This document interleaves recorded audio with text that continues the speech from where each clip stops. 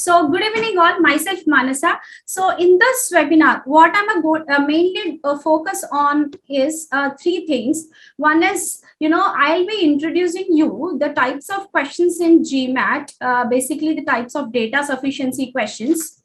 And we are going to focus on how to actually tackle these questions in a different way. That means I'll be teaching you few tips and strategies to nail the data sufficiency questions in a different way. Now, just before that, I just wanted to give you an introduction about the structure of GMAT. So basically, GMAT tests 4 skills. One starts with a writing assessment, wherein you will be given 30 minutes. The question type is analysis of an argument, and the score ranges from 0 to 6 points. There'll be one question which is being tested from this area. The next one is IR section. This IR is actually a combination of both quantitative as well as verbal skills. Good thing about IR is that you will be given a calculator help here. Okay, so for nailing the IR questions, again, you will be given 30 minutes for solving 12 questions.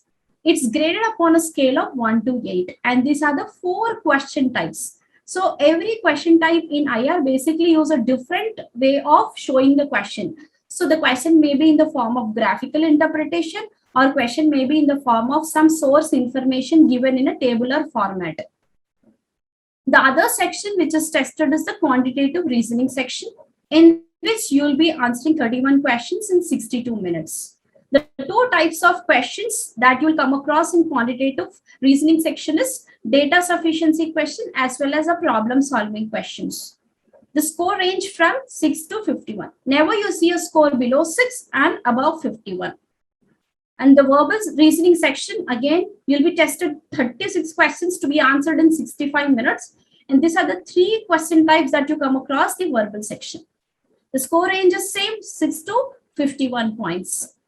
Now, so as I was telling, what are the main points that I'm going to cover is all this. So let's start off with the first one. Types of data sufficiency. So basically my point in today's webinar, why am I focusing more on data sufficiency?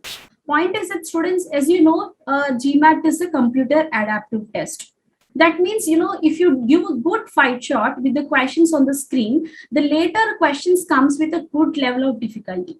In such cases, okay, there is more possibility that you get a good level of difficulty questions from DS. It's not that problem solving doesn't come with a good level, but chances are more for DS to come on the screen. So that is my main focus in today's class, how to tackle them in a different way. So there will be 2 types of data sufficiency question. One is the value DS question. The other one is GMAT only for the PG students. So GMAT score is considered for all the MBA programs, as well as it is considered as one of the criterion for even PhD programs and for your scholarships, as well as assistantship programs as well in few universities. Aditi, is that okay? Now, value DS question. So value DS itself tells what is that it is gonna test with us a value. So if the question asks for a value, like example, if the question starts with what is the value, how much, in such case the question is expecting a value out of the statements. Right? No, it's not for UG.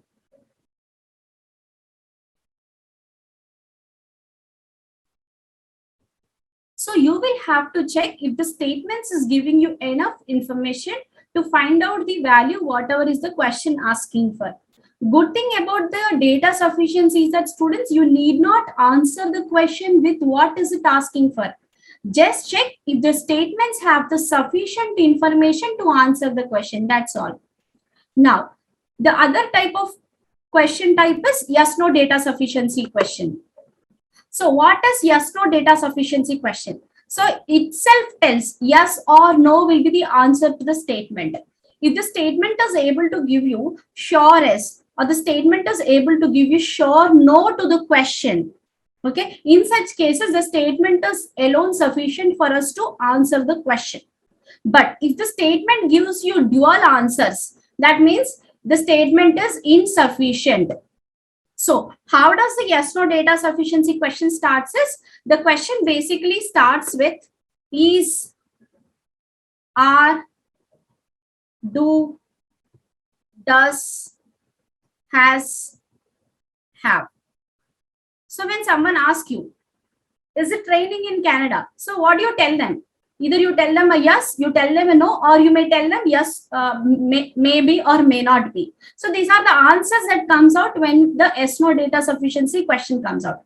Yes, no, both dual answers, probably, right? So when you are definitely confidently telling about it is yes, that means it's sufficient. When you're confidently telling no, it is also sufficient. But when you tell the answer to be maybe, which is called as a dual answer, it contains two answers inside it, yes and no. So dual answers from one statement which is being answered to the question, it is called insufficient.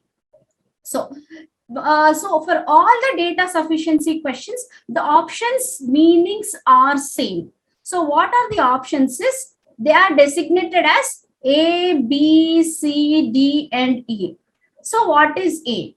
A is nothing but statement 1 alone sufficient. What is B is statement 2 alone sufficient. What is C is on combination the statements are sufficient. D is each alone sufficient. That means either 1 or 2. E is neither. So once we actually evaluate the statement 1, okay, we can use one technique called process of elimination. So if in case statement 1 is sufficient, so where do we see statement 1 there? It is there in A as well as in D. So we can go with options AD, eliminating BCE.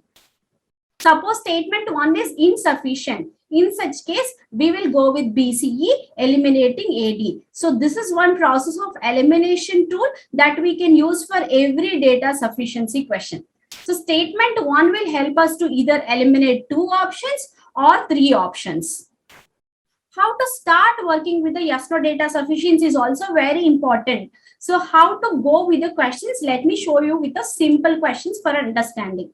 So here, as I told, always the yes no data sufficiency starts with is, are, do, does, have, has. So now here we see, does 2m minus 3m equal to 0? So what is it meaning by over there? So he is actually asking us, is it yes or no, right? So when 2m minus 3n is equivalent to 0, it looks somewhat complicated, probably because it is a kind of equation over here with 2 variables. Try to make it simpler if possible. So what is it we can do is, we can actually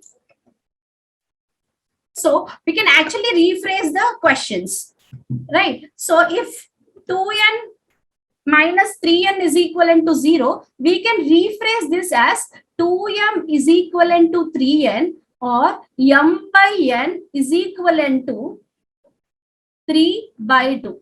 So the other way of the question format is either 2m minus 3n equal to 0 or m by n is equivalent to 3 by 2, right? So this is the other format of the question, which is very simpler to interpret this way rather than finding out this one. Now we will go to the statements. What is statement 1 telling? M is not equal to 0. But what do we need? We need is nothing but is m by n equal to 3 by 2. So the statement is not giving us any information here. M is not equal to 0. Probably n can be anything, right? But we need what relation between m and n. So this is clear insufficient for us, not giving you the data enough for solving what is the question asking for. So as the statement 1 is insufficient, so our answers will be among BCE, eliminating AD. Now what is statement 2 telling? It is 6m is equivalent to 9n. So now from this, there is a possibility to bring the relation between m and n, which is m by n is equivalent to 9 by 6, which is nothing but 3 over 2. Still, students need not simplify this to simplest level as well. Are we getting the sufficient information to answer the question is all enough? Probably it is yes to the question or it is no to the question, because either of them are called sure answers here, right? So definitely this statement is sure sufficient for us to give the answer to the question. Therefore, the answer will be statement 2 alone, which is B.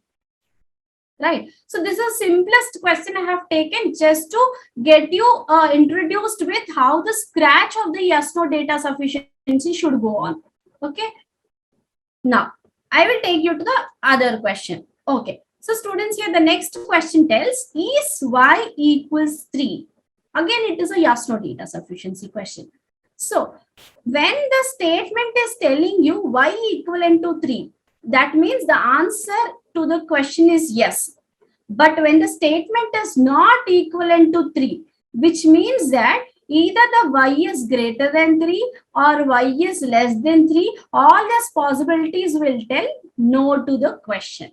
So this is one more tip you can follow, students. That is, when will you get a yes to the question and when will you get a no to the question? Write it at one corner of the page, so that once you analyze the statements, that will be easy for us to tell if it is yes to the question or no to the question.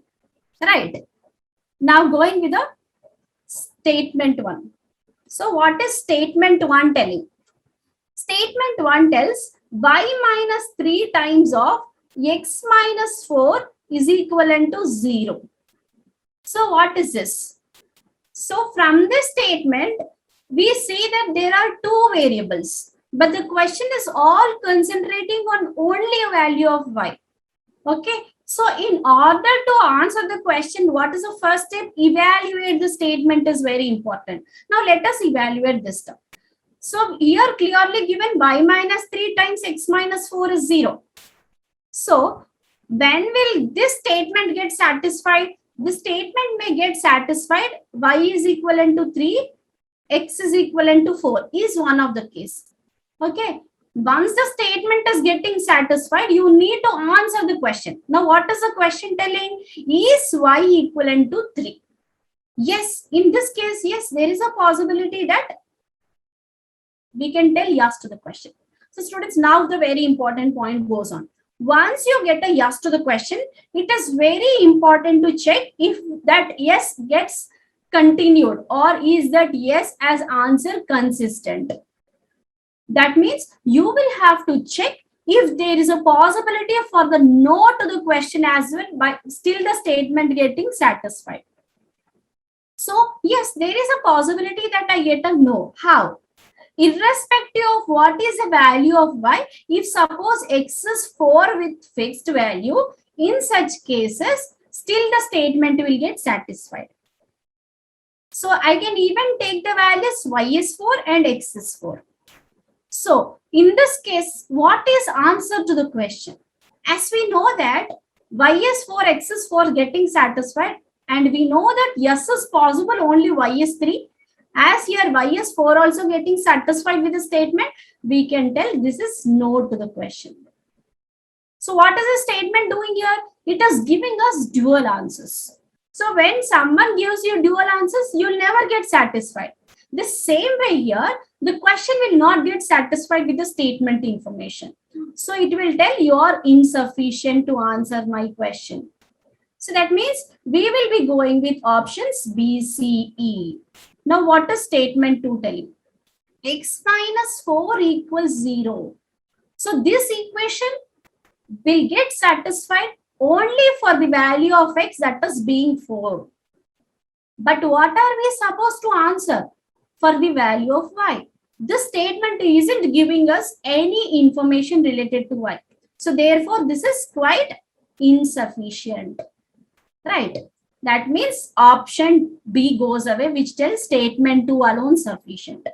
After option B, what do you see? C is coming in a sequence. That means we will need to check the possibility of combined data being sufficient. We know from the statement 1, that is x and y can take random values or they can take some fixed values. But statement 2 is fixed to what? X is equivalent to 4 alone. So if I combine these data, students, from statement 1 and 2, okay, irrespective of what is the value of y, if x is equivalent to 4 with a fixed value, very sure that the statement will get satisfied. Two statements get satisfied. So once the statements are getting satisfied, we will answer the question. Here y is anonymous. It can be anything. But we want y to be a fixed value, over which we are not getting y to be a fixed value. That means this is clear insufficient. So C is also gone. That means we are left with what option? None. Neither of the statement 1 and 2 will be enough for us to answer the question. So now, did you understand the approach to the data sufficiency, students? Type your responses in the chat box. Is it clear? So students, do an active participation so that the session goes well. In case of any queries, you can feel free to drop me the messages in the chat box. Understood the scratch work? Understood how to start the working of the question? Showed you two tips here. How the question can be made into a simpler terms and how you can actually start off the work with the analyzation of the statements. Before that, what can be done? When will you get a yes? When will you get a no? That will help you to ease the analyzation of the statements or evaluation of the statements. Is this clear?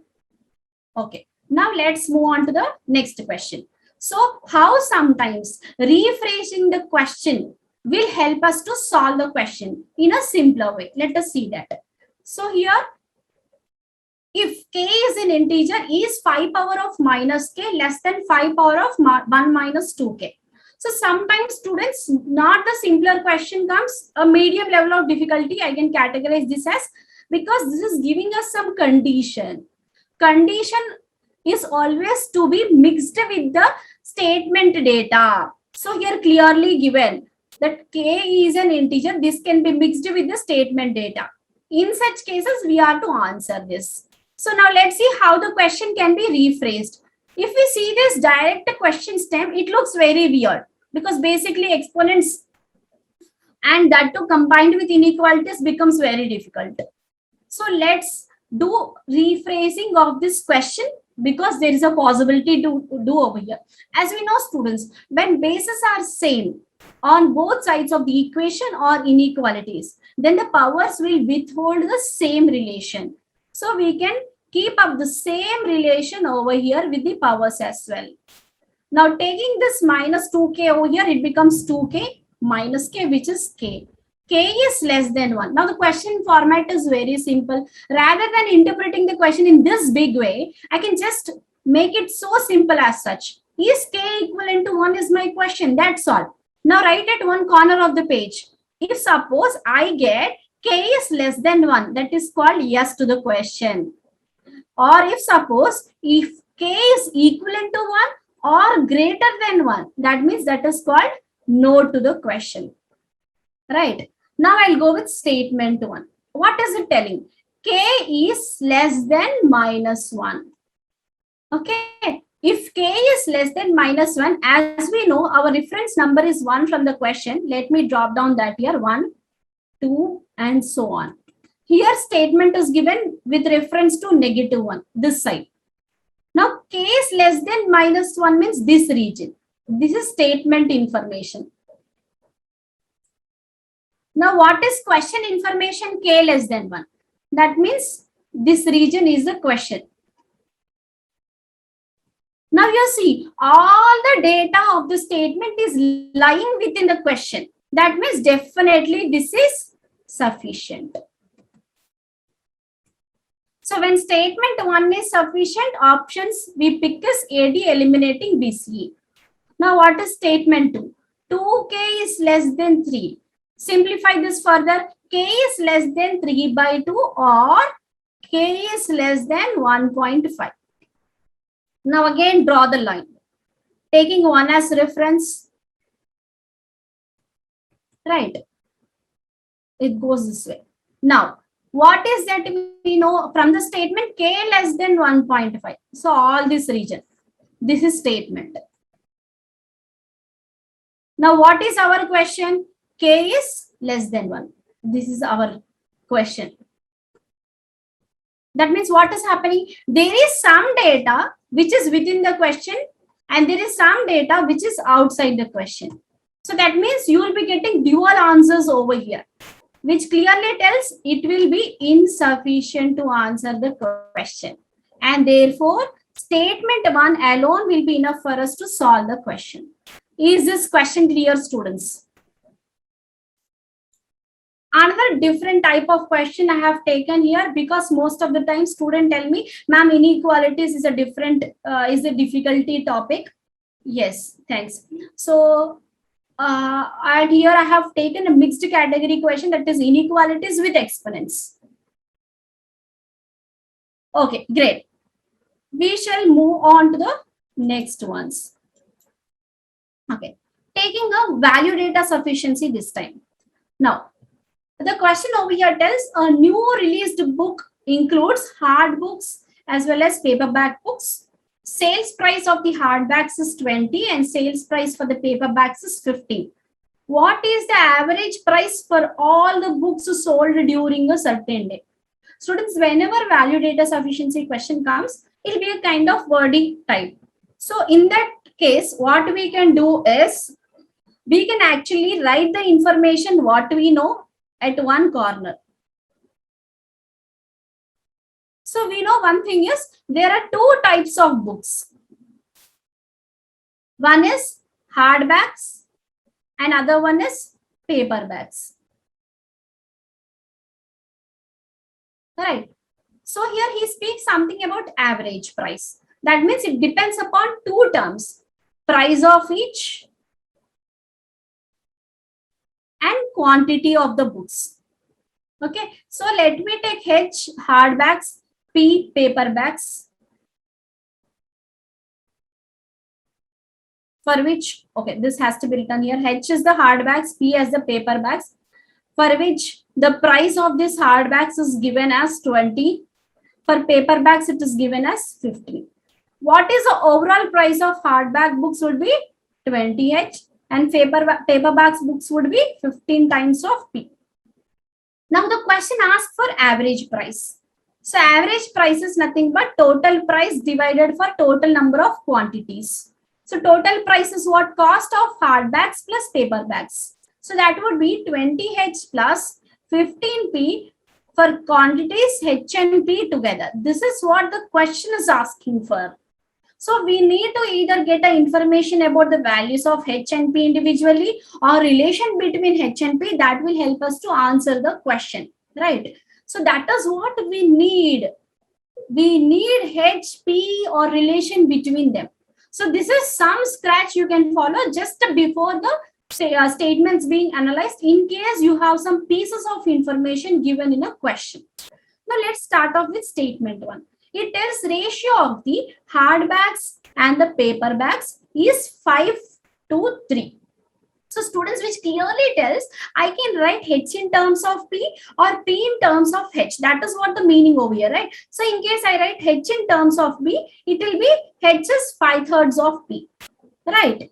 So that means if I go and solve for the question stem, it becomes 20 times of 5/3 of P plus 15 times of P divided by 5/3 of P plus P. So in the numerator as well as in the denominator, I can take P as a factor which gets cancelled off.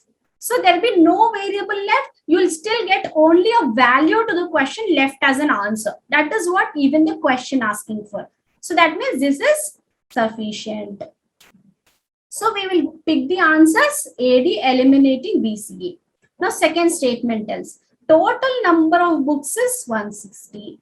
So when total is 160, in case I write H in terms of P, it will become 160 minus P. If I go and start solving what is the question asking for, it would be something like that.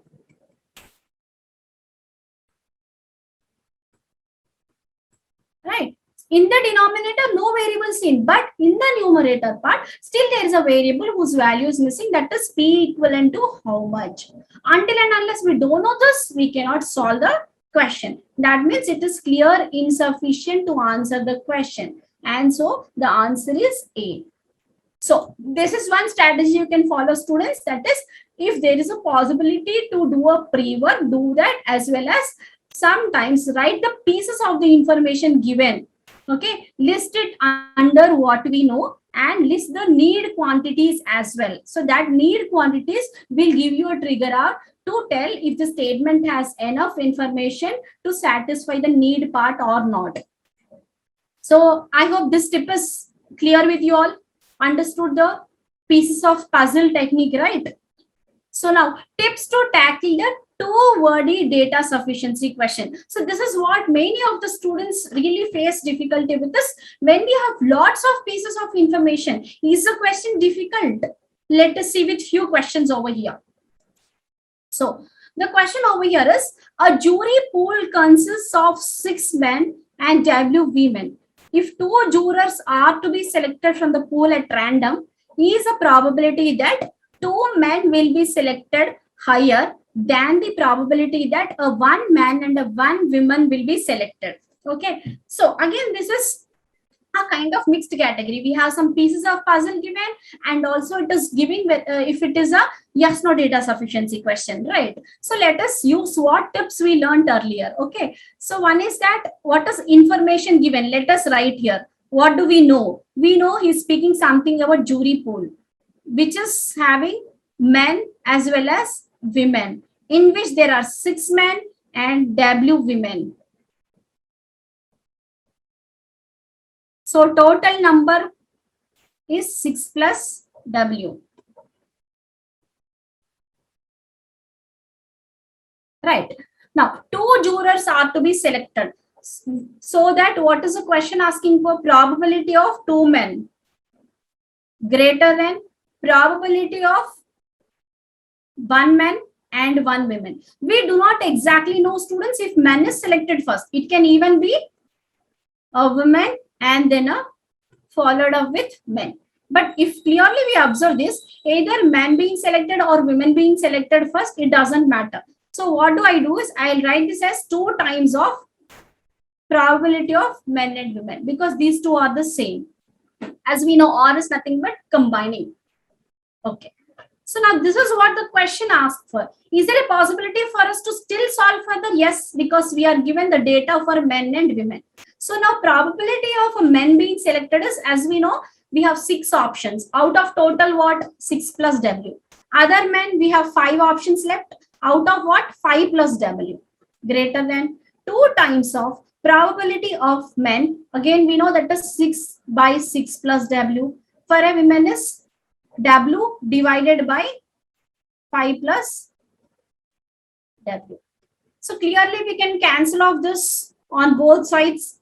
Even we can cancel a 6 on both sides. So what are we getting over here? This can be simplified as 5 greater than 2 times of W, or W is less than 5 by 2. This is the other way of interpreting the question, right? So now this is all our question is. See how simple I have made. Now probability concept is completely eliminated. I have brought down to the very simplest level over here, right? So now let's see how this can be tackled. The first statement tells W is greater than or equal to 3. So W is greater than or equal to 3 is statement 1. W is less than 6 is statement 2. So now the first one is W greater than or equal to 3. In such cases, we can tell that as our question is speaking about, is W less than 5 by 2. So in this case only we get a yes. We get a no if it is W greater than 5 by 2 or equal to 5 by 2. So as it tells W is greater than or equal to 3, here we get what? It is sure no. Because any value of W you take, it will obviously be what? Greater than 5 by 2 only. That means when you are giving a sure answer, it is sufficient. So the options you will pick is AD. Now tells W is less than 6. When W is less than 6, so we can take a value called W is 2. So in this case, we can tell yes to the question. So what did I teach? When we get a yes, check for a possibility of a no. So how can I get a no? No can be the answer when W is greater than 5 by 2, still withholding the condition of the statement. So let me take something like 4. In this case, I get a no to the question. So dual answers insufficient. So we eliminate D, answer is A. So how the two wordy information made as simple as possible here. How did I convert the most difficult topic probability into a simpler format? Right. So I took the two techniques here, that is pieces of puzzle is one and other one is working on a scratch with the help of the pieces information given, rephrasing the question in a simpler format. Okay. Let's move on to another question. So this is a good level of difficulty questions. Most of the times what happens is when students come across the simple interest and compound interest, they feel a bit scared. Basically because, probably the quant part is not difficult, but the terms involved there might scare the students. But GMAT intention is not that. It doesn't want to test anything as such. A simple logic, a simple strategy, that is the student adhering to or not, in order to nail the question is what he is going to test. So let's learn that with the help of this good level of difficulty question. So see here, if $1,000 is deposited in a certain bank account and it remains in the account along with accumulated interest, dollar amount of interest earned in the deposit by the deposit in the first n years given by this formula, where R represents a percent of the percent per annum which is paid by the bank, is the annual interest rate that is paid by the bank is greater than 8%. So you see here some pieces of information given. So what we can do, start with the pieces of the puzzle. Let's see if there's a possibility to do some pre-work. Let's see if there is something else I can do with the question stem to bring it into a simpler terms. So what I have, you initially have something in the account which is 1,000, which is called as a principal term, right? And what else is given? Interest is given, which is 1,000 times of 1 plus R over 100 power of n minus 1. This is what we know. Students, don't get scared of this equation. This is the simplest equation. Basically, we know that when we speak this either the simple interest or compound interest, the term that we can come across is amount, which is basically nothing but what is, if suppose the excess quantity called interest is being added to what is there in your account. So the whole quantity is termed to be amount. So amount is nothing but principal plus interest. So then what is interest becomes A minus P, right? So this A is nothing but, I hope everyone knows this formula, P into 1 plus R over 100 power N, right? Minus P. So if I take P common, that turns out to be P times of 1 plus R over 100 power of N minus 1. This is what the question is given with. So don't get scared with, he's not giving you some random formula, he's just giving you a known for taking the help of the known formula, but by inserting his value for the P, which is nothing but 1,000 over here. Okay, now this is what given. Let's see anything else can be worked out. Okay, so he's speaking something about rate greater than 8%.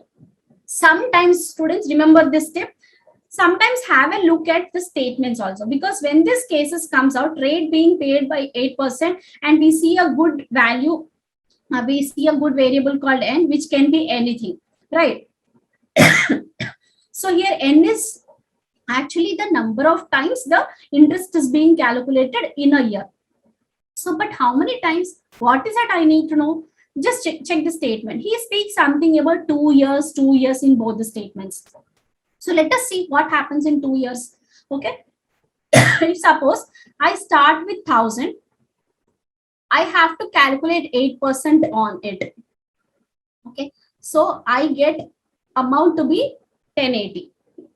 I need to go for another year on this, as everyone knows compound means what? Interest upon the interest. So it is nothing but 10.8 times 8, which will be 86.8 4 to be the overall interest, right? So now what happens here? I need to add the previous one as well. This will be the total amount in 2 years, right? I'm adding interest for the previous amount. So second year interest is 86.4, which is being added to the last amount. That will give you the overall amount in 2 years, right? So this is what I know. So amount in 2 years is this one, means what is the interest is 166.4 only. Why? We started with 1000, we are getting this much as excess. The excess quantity is called as interest being added by the bank, right? So the question tells, if suppose rate is this with the question data, I am getting interest is this. So I'm taking now this 8% as a reference. Okay, so now let's see what the question tells us, rate being greater than 8%. In such case, can I tell now interest in 2 years should be greater than 166.4. This is called yes to the question, right? Now what is no to the question? Either interest in 2 years being less than or equal to 166.4. So this is the other way of interpreting.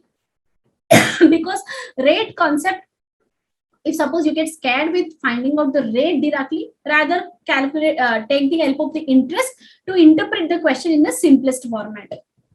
Now let's take the statement 1. So what is statement 1 telling? Amount in 2 years is equivalent to 1210. As we know, what is amount? P times of 1 plus R over 100 taken to the power of number of sessions, which is 1210. Zeros gets cancelled on both sides. So I get 1 plus R over 100 whole power 2 is nothing but 121 by 100. So remove this exponent here, that becomes 1 plus R over 100, which is square root comes this side, which is 11 by 10. Therefore, R over 100 is nothing but 1 by 10. Zeros gets cancelled in the denominators. R is equivalent to 10%. But what is our question? Rate being greater than 8%. If R is equivalent to 10%, question asking for rate being greater than 8%, it is called surest. So our options will be among AD. Now what is 2 telling? 1 plus R over 100 whole power of 2 is greater than 1.15. So students, one thing we know, if suppose I have for 8%, okay, for 8%, which we already did, okay. So in that case, the value we got for the amount is 1166.4. So for 1 plus 8 by 100 whole power of 2, we take this 1000 this side, which goes in the denominator, then it will be 1.1664. Right? If rate is 8%, this is happening. But what happens? This is greater than this one, the statement tells. In that case, suppose greater than 1.15, I take 1.1664. This calculation is very similar to rate being 8%. We can tell yes to the question. Right? Suppose, sorry, this is a no to the question, right? Because we want what? Rate is greater than 8%. Okay. Now suppose, once I get to know, what do? I check for a yes possibility. What is meaning over yes over here? Is there a possibility to check rate being greater than 8%? So satisfying the statement. So I will take some value greater than 1.15 is 1.1665. So in such case, obviously rate will be greater than 8%, because for 8%, this is the value. Greater than 8%, this will be the value, which will tell yes to the question. So what happened here? We are getting a dual answers, which is insufficient. So the answer is, so see here students, is it really testing too complicated content of the simple interest, compound interest? No, a basic, that is what is the meaning of amount. Okay, that will help you to answer the question in a different way. And also the pre-work what we did. Okay, and you see the numbers here also not troubling you at all. They're very simple numbers. So rephrasing the question there help me to analyze the statement too in a simpler format, right? Okay, so is this question clear, students? Shall we move on to the next one? Do you suggest to prepare for squares and cubes? Yes, we do. We'll think about it in the next webinars. But students, do not forget one thing is number savvy. Okay, never the GMAC will trouble the students with numbers, basically because one thing, there is no calculator, on-screen calculator. Intentionally it is not given because all the numbers given in the GMAT question are chosen for some reason. So you will have to be smart enough to convert them into a friendly format. Okay, so don't worry about the numbers given, about the calculation part. Always there will be some way to ease the calculation with the given numbers in the question. Is that clear, Pooja? Now, let me show you one more different question. How the tips what we learned might help this kind of question as well. So what question I picked is again a difficult one. But this question is, a kind of different one because it speaks about different concept, that is a weighted average method. Involves the concept of average with the weights of the quantities being different. So here, seed X costs 5 per pound, seed Y costs 7 per pound, seed Z is a blend of 2 seeds, and 20 pounds of seed Z contains A pounds of seed X and B pounds of seed Y. Is A greater than 10? So what did we learn earlier? So you have some pieces of information given. So let's play with the pieces of the puzzle given here. So what we have? We have something called X, we have something called Y, we have a blend of these given as Z. Okay, we have a quantity given here. So the quantity over here given is as A, here is B, and this will be A plus B. Now, even the costs are given over here for each pound. How much does it cost per pound? So for here, per pound is 5 and this is 7. But for a mixture, it is not given, students. Let us write this as some mixture M per pound. Okay. Now, so here one thing we know, A plus B is given together as 20 pounds, which is clearly mentioned here. 20 pounds is the blend of the two seeds. And once you see this question asking for us, is A greater than 10? So he is concentrating only on A, though we see not many terms involved over here. So let us also follow his path. We will even think on his term, concentrating on A alone. That means try to bring this B also in terms of A. So we have that possibility. So B will be nothing but equivalent to 20 minus A. Right.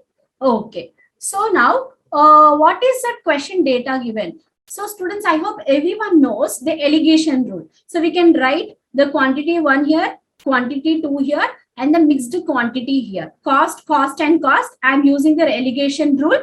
So now I can get the ratio of the quantities, which is nothing but diagonal difference. So that will be this way. This represents nothing but ratio of the quantities here. The quantities are A and B. Right.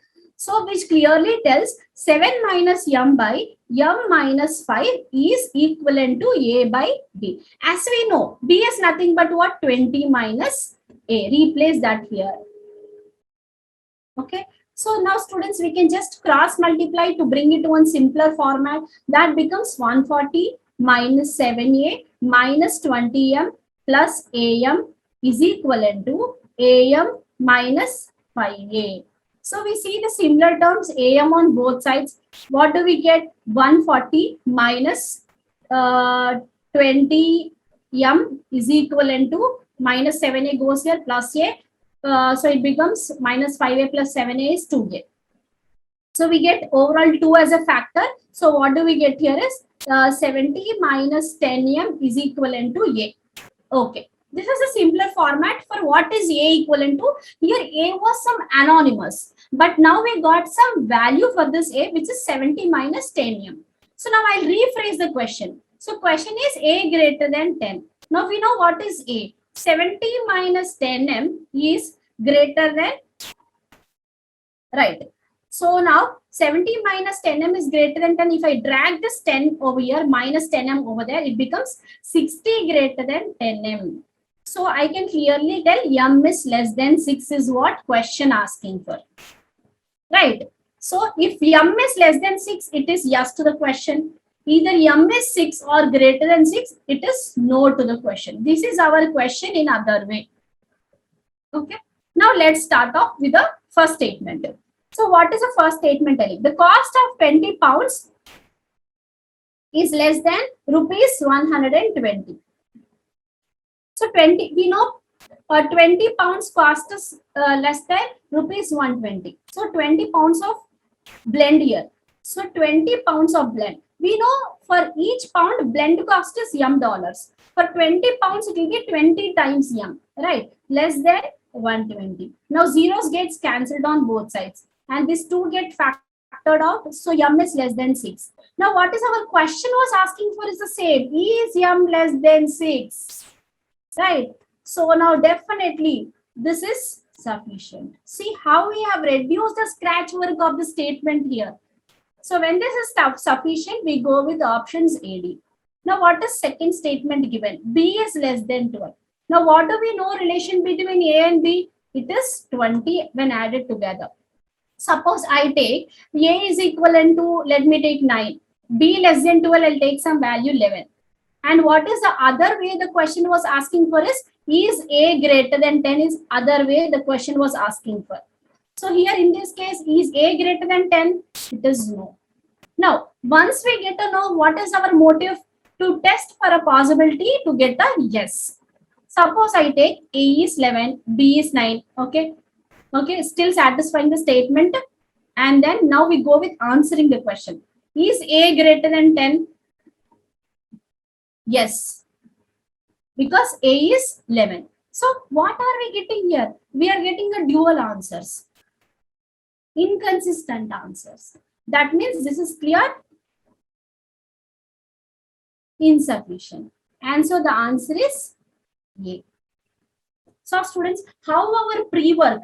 See the amount of scratch I have done with statements. Very simple, right? So this is all we can do whenever there is a possibility that a two-wordy question can be solved in into simpler terms. Take the pieces of puzzle. Let's make them note on our scratch. Let's see if any calculation can be pulled from the data given. Let's see if there's a rephrase that can be done with the question stem. So when the question stem can be rephrased and brought down to the very simplest term, you feel very comfortable. You feel that whatever might be the statement information given, yes, I can do it. Right? Like see how simple the scratch work has been with the statements. Right? So students, this is what my intention was in whole today's session. Hope this strategies what I try to show you were very helpful for you. So you, in case you have still any doubts, students, you can post before moving on to the further slides. So now I think I'll just summarize today's session, students, what we learned. So we have seen how the data sufficiency questions appears. We have seen the process of elimination tool that can help us, okay, in simplifying the answers, okay. And we have learned what are the tips, okay, that will help us to maintain our scratch, how to basically work on the scratch better, right? And we have learned one technique called pieces of puzzle, how pieces of puzzle will help us to solve the question. And we have also learned how to rephrase the question in a simpler format when the question looks too wordy, right? Any doubts, students? Is everything clear? At least answer for this question. Is everything clear in today's session? Yes. Where can I get such type of questions? That is, I will be showing. Yes, see here, my slide shows. You can, students, you can actually take the official guide help initially. That is the master book for us, or our Bible to start with. Okay, always start with the practice from the questions of official guide. End of the official guide, that is in the index page, you see the question categorized according to the difficulty wise and according to topic wise as well. Okay. So always start with the review of the book. So even before this, you'll be having some review exercises. Okay. So once you complete the review, which will actually build nothing, it will be a kind of skill building exercises for you.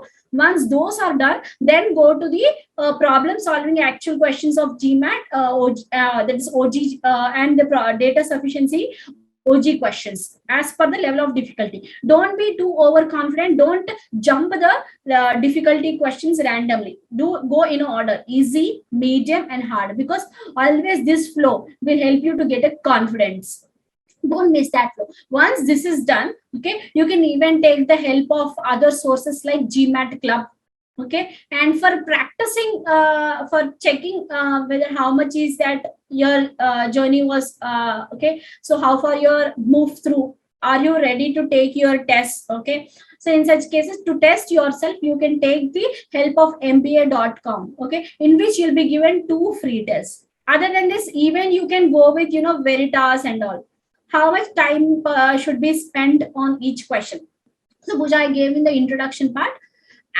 Though we have 31 questions to be answered in 62 minutes, that means average is 2 minutes per question. But don't, wherever possible, you will have to cut short the time in solving the question, because when you get a good level of difficulty question, in such cases, you can have a good amount of time to spend on it. Never GMAT will test your pacing. Remember this, students. Its motto is to only test, are you able to see all the 31 questions in 62 minutes? That's all. So in order to nail that, as I was telling, some tips and strategies definitely needed for us, because wherever possible, cut shorting the time means telling clearly some tips has to be followed. And don't worry if you take overtime on few questions, no matter. But see that you will have this time management in your exam. This is one of the skill that GMAT want to test. And do not forget one thing, that if you miss any question unanswered, not getting enough time to answer the question at the end of the exam, for one question, your percentile will drop by 3 points. So you will have to make sure that you will definitely get time to see all the 31 questions in 62 minutes. So this is what the official website you can use. Students, anyhow, you will be registering with mba.com for booking your test slot. The same page, you will be having this. Even you'll be having paid test as well. In case you wanted to go with more practice, you can even purchase the test in mba.com. Let's move on to the further slide. So these are some success stories of the students. These students all started with a very base score. And they didn't take too much of time in getting this scores. Less time they were able to do all this magic. Only thing, what did they do? They were following the strategies. They got to know. Now in quant or either in verbal, what really matters is not the too much of knowledge about this quant or verbal. Basics that will help us to implement our strategies better. So you will need to strengthen your basics, but strategy is definitely required. And also see here, students, 49, 74 percentile. But verbal only 40 is 90 percentile. So don't ignore quant. If you ignore quant, there'll be a huge drop in your percentile. Okay, quant and verbal, they are equally important. If either of them is getting imbalanced, your complete score gets imbalanced.